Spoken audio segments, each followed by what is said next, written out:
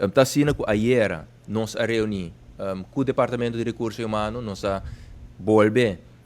evaluar e touch base sobre o plano que acaba de entregar e não está também que o plano está donando valor agregado para o que está a redução de overtime, tendo na conta trobe e 4 pontos de salida. Pensei que é importante para aclarar que outro semana nós temos uma reunião pendiente com o sindicato que solicitar essa aqui sobre o ponto de salida,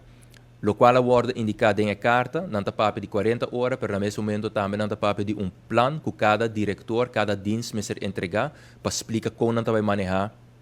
a parte de overtime. Isso é o que sucede para o departamento judicial. Praticamente te hasta promete que é circular de 40 horas a sali e nós também atendemos mesmo de boa palabração com o ministro presidente, com o ministro de Finanças e também com o departamento de Recursos Humanos para nos poder garantir a segurança, nós também atendemos mesmo na plano que vai entregar door de diferentes departamentos da judicial. Para de forma nós podemos reduzir overtime, pero de outra banda também nós podemos garantir a segurança